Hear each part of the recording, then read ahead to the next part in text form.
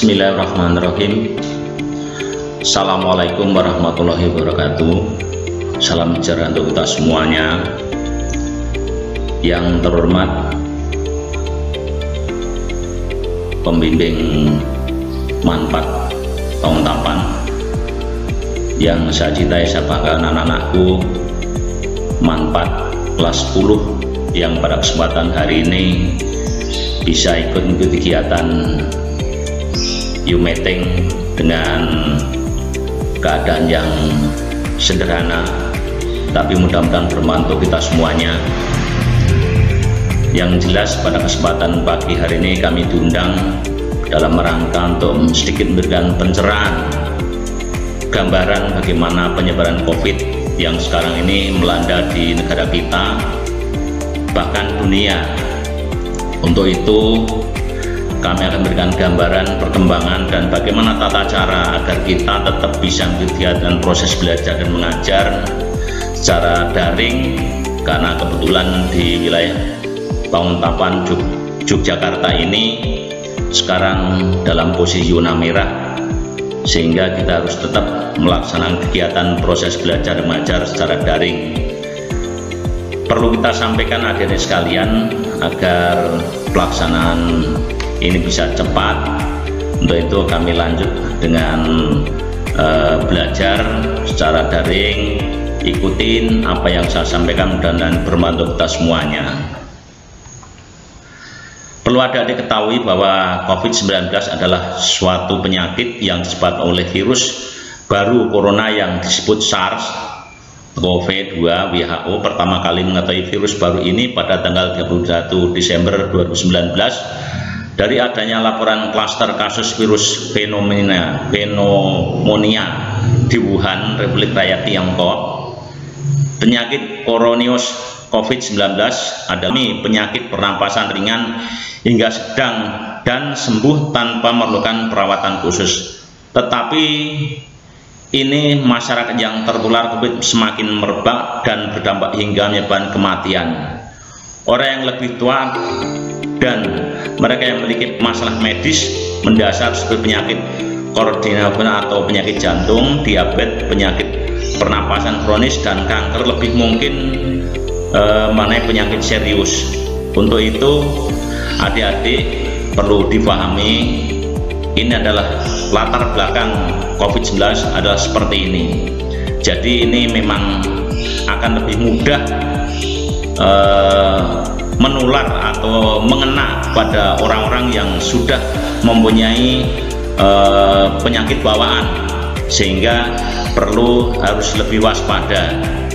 Akan tetapi bagi adik-adik yang masih mempunyai daya tangkal atau imun tinggi, mungkin bisa akan sembuh dengan sendirinya. Tapi kita tidak boleh menganggap remeh, bahkan menyepelekan, agar penyakit ini pun nantinya tidak akan mengena pada kita bersama. Kemudian adik-adik perlu ketahui bahwa bagaimana gejala orang yang tertular COVID-19. Gejala COVID-19 yang paling umum ini adik-adik sekalian adalah demam, batuk, kering, kelelahan. Ini secara umum, ini yang adik-adik harus ketahui. Kemudian secara yang lain, gejala yang kurang umum dan dapat dipengaruhi beberapa pasien meliputi kehilangan rasa atau bau, hidung tersumbat, konjungtivis, juga dikenal sebagai mata merah. Ini yang adik-adik harus pahami. Kemudian pada sakit tenggorokan, berarti tenggorokan kita terasa sakit, berasa kepala, nyeri otot atau sendi. Jadi berbagai jenis, juga termasuk berbagai jenis ruang kulit, ya, ini terasa sakit. Bukan perut mual atau muntah, diare, manggil atau pusing. Jadi ini gejala-gejalanya yang adik-adik harus ketahui. Bahkan ketika mungkin di keluarga atau orang tua atau saudara melihat ada gejala-gejala ini, segera komunikasi dengan medis atau puskesmas terdekat agar bisa cepat terobati. Lanjut adik-adik sekalian, gejala penyakit COVID-19 yang parah meliputi sesak napas, kehilangan selera makan, kebingungan, nyeri atau tekanan terus-menerus di dada, suhu tinggi di atas 38 derajat Celcius ini yang sudah merupakan parah atau bisa dibilang kronis, ini segera betul-betul harus segera konsultasi dengan pihak puskesmas atau rumah sakit terdekat. Karena kalau sudah pada posisi seperti ini yang tentunya kadang-kadang akan menjadi masalah tersendiri, bahkan akan fatal, akan menjadi kematian. Itu adik-adik yang harus bisa dipahami.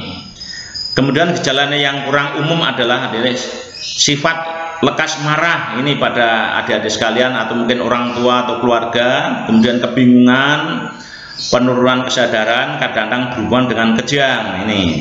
Warna kegelisahan, depresi, gangguan tidur, pada saat mau tidur kadang-kadang susah ini adik-adik sekalian ya, dan komplikasi neurologis yang lebih parah dan jarang seperti stroke, radang, dan kerusakan pada saraf ini kadang-kadang mengganggu saraf kita kalau kita sudah mulai terkena dengan adanya virus COVID-19 ini.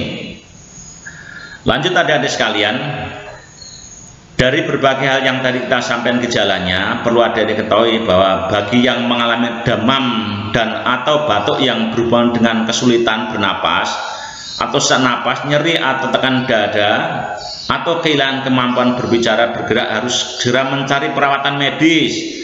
Jika memungkinkan, hubungi media layanan kesehatan, hotline, atau fasilitas kesehatan lebih dahulu sehingga dapat segera mendapat penanganan atau diarahkan ke klinik yang tepat. Ini jadi karena jangan salah, bahkan sekarang ini walau dibilang tadi saya katakan ketika ada adik yang memang imunnya tinggi, mungkin bisa dengan sendiri sembuh dengan mungkin banyak minum vitamin, olahraga, kemudian berjemur, itu bisa. Tapi bagi saudara kita, orang tua kita yang sudah parah atau mungkin usia sudah tinggi, karena ini ketika orang tua yang sudah mempunyai penyakit pembawa ini yang fatal, jadi mereka termasuk tadi saya sampaikan mungkin punya emah, kemudian jantung, kemudian juga istilahnya penyakit lain yang fatal, ini akan parah ketika nggak segera diobati ya. Lanjut adik-adik sekalian, berapa lama gejala virus dapat berkembang? Ini adik-adik agar pahami, karena ini sebagai pembelajaran adik sekalian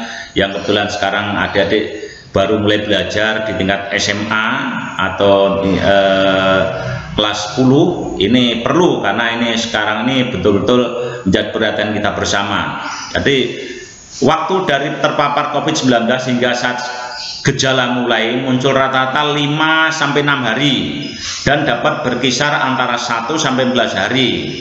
Inilah sebabnya mengapa orang telah terpapar virus disarankan untuk tetap di rumah dan menjauh dari orang lain selama 14 hari atau mencegah penyebaran virus. Jadi ini istilahnya kalau adik-adik ketahui adalah bagaimana cara kita untuk istilahnya itu isolasi mandiri kurang lebih 14 hari. Setelah 14 hari itu nanti adik bisa kelihatan sehat atau tidak, itu baru kita rasakan nanti ya. Lanjut adik-adik sekalian, protokol kesehatan secara umum yang harus dipatuhi selama pandemi COVID-19 ini. Jadi untuk yang harus dipatuhi ini agar terhindar adalah ini ada dua hal, yaitu secara individu kemudian secara kelompok. Secara perlindungan kesehatan secara individu nih yang paling mudah dan yang paling praktis adalah adik-adik selalu menggunakan masker ya, cuci tangan atau pakai sabun atau hand sanitizer, kemudian menjaga jarak ya. Ini pokok, ini 3 hal ini yang harus adik-adik selalu diterapkan. Bahkan ketika belajar di rumah atau ketemu teman itu tidak boleh berdekatan, karena ini salah satu cara bagaimana kita untuk mengatasi wabah COVID-19 ini ya. Kemudian termasuk juga makan dengan gizi seimbang, menjaga dengan banyak istirahat cukup, olahraga, kemudian minum vitamin. Ini adalah satu cara bagaimana kita untuk menjaga imun kita, kesehatan kita secara pribadi ini. Kemudian kalau secara kelompok adik-adik sekalian, bagaimana kita harus mencegah secara sosialisasi dengan media ya, screening atau pengalaman tempat dan sarana 3M tadi. Kita harus jaga jarak, makanya kadang-kadang kita harus pakai face shield ya, kemudian jaraknya pun harus dibatasi, kita tidak boleh berdekatan. Bahkan ketika beribadah pun ketika di zona hijau itu boleh dengan adanya ibadah itu dengan harus ada jarak ya, ada sana. Kemudian mendeteksi titik kritis kelompok risiko, misalkan daerah situ memang resikonya tinggi atau mungkin zona merah, jangan mendekat karena sudah tahu di situ banyak kelompok atau warga yang terpapar, kalian mendekat itu berbahaya sekali ya, karena virus ini sekarang mengena atau nyerang pun tidak harus dengan, kalau awal mula pada tahun yang lalu itu dengan mungkin droplet atau liur kita ketika semprot atau keluar dari mulut kita, tapi sekarang pun berpapasan sudah bisa ini adik-adik sekalian ya. Ini yang harus kita lakukan. Kemudian selanjutnya ada merespon bila ada yang positif COVID. Kita harus selalu mengadakan dari misalkan di kelompok ketika di suatu daerah itu atau RT terdekat sudah diadakan satgas, kita melakukan tracing, pelacakan kontak, testing, treatment, penanganan ya, lokalisir daerah terkontaminasi yang terkena virus corona atau virus pandemi COVID-19 ini. Jadi kita harus berusaha bagaimana untuk melokalisir agar jangan sampai menyebar kemana-mana, itu adik-adik yang harus perlu dipahami. Jadi hal-hal itu penting, bagaimana ketika ada, tolong jangan sampai berkerumun, bahkan ngobrol asik tanpa kita sadari ternyata rekan kita, saudara kita, atau mungkin tetangga ini ada yang terpapar. Jadi kadang-kadang kita tanpa sadar kita kena ya. Kemudian lanjut adik-adik sekalian, prinsip pijakan pendidikan di masa pandemi COVID-19 ini mengeluarkan kebijakan bagaimana agar pendidikan tetap jalan ya. Jadi yang pertama kesehatan dan keselamatan peserta didik, pendidik, tenaga kependidikan, keluarga dan masyarakat merupakan prioritas utama dalam menetapkan kebijakan pembelajaran ya. Jadi di dalam situasi pandemi ini adalah kesehatan adalah menjadi tujuan pokok ya, tapi tetap nanti bisa diadakan dengan belajar jarak atau daring ya adik-adik sekalian. Kemudian yang kedua, tumbuh kembang peserta didik dan kondisi psikososial juga menjadi pertimbangan dalam menentukan layanan pendidikan selama masa pandemi COVID-19 ya. Lanjut adik-adik sekalian, pembelajaran tatap muka di sekolah diperbolehkan untuk zona hijau dan zona kuning ini. Jadi ketika zona hijau dan kuning boleh, itu pun dengan harus izin dari dinas pendidikan setempat atau daerah atau kabupaten kota ya. Ya, untuk daerah yang punya oranye merah tetap dilarang melakukan pembelajaran tatap muka ya. Jadi adik-adik ketahui, untuk daerah yang zona oranye dan merah ini betul-betul tidak diperbolehkan belajar dengan cara tatap muka karena akan berbahaya sekali ya. Ini adik-adik harus pahami. Beberapa hal yang adik-adik ketahui ini biar adik lebih paham tentang COVID-19 ini. Sekarang ini perlu adik ketahui bahwa perkembangan COVID-19 ini hampir rata-rata di Indonesia, bahkan mungkin secara kecil di Yogyakarta ini hampir semuanya zona merah ya. Jadi ini yang menjadi perhatian kita bersama. Jadi di dalam pelajaran pun akhirnya sekarang dari Kemendikbud diperbolehkan dengan daring atau jarak jauh ya. Ini kalau kita lihat prosentasenya 75,68% berada di zona merah dan oranye. Artinya sebagian besar wilayah kita sekarang lagi pada zona merah dan oranye. Itu berbahaya sekali kalau kita harus belajar dengan tatap muka. Dan hanya 24,3% itu wilayah kita yang masih bisa dikatakan aman. Jadi sungguh dahsyatnya adik-adik sekalian, ternyata COVID-19 sangat mudah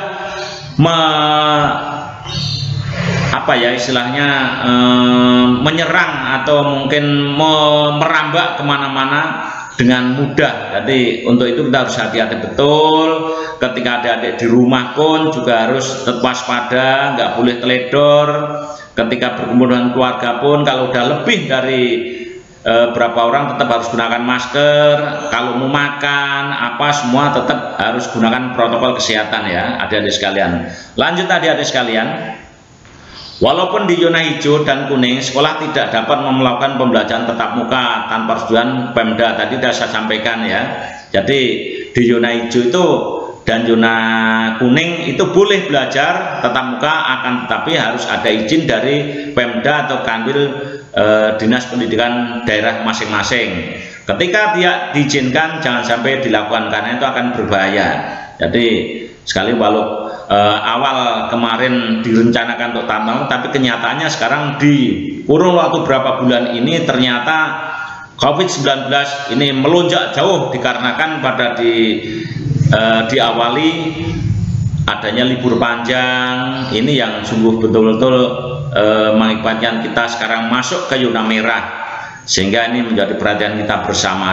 Tadi ada kita sampaikan ada setiap pembelajaran ketika nanti di perguruan tatap muka tetap 3M harus selalu diterapkan, yaitu pakai masker, cuci tangan pakai hand sanitizer dan jaga jarak ya. Kemudian kalau perlu tambah facial lah, itu kaca itu untuk pelindung kita ya, itu lebih bagus.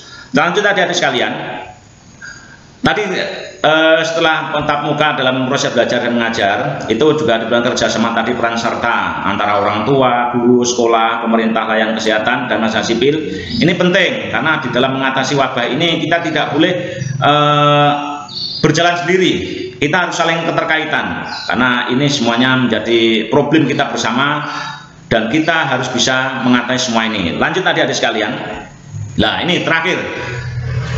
Tadi pada saat kita sampai kerjasama antara berbagai pihak ini kita berikan gambaran contoh nyata adik-adik sekalian. Apa yang terjadi tentang COVID-19 ini di wilayah Banguntapan tidak perlu jauh-jauh. Dalam kurun waktu bulan Juni sampai Juli ini aja, ini yang terpapar di wilayah Banguntapan ini ternyata banyak sekali, bahkan menjadi hampir 1.200 sekian yang terpapar. Yang meninggal pun tidak sedikit, banyak sekali adik-adik sekalian. Khusus di Kelurahan Banguntapan dalam waktu 4 hari yang lalu ini bisa mencapai kemarin itu terhitung sudah mencapai 22 orang khusus Kelurahan Banguntapan.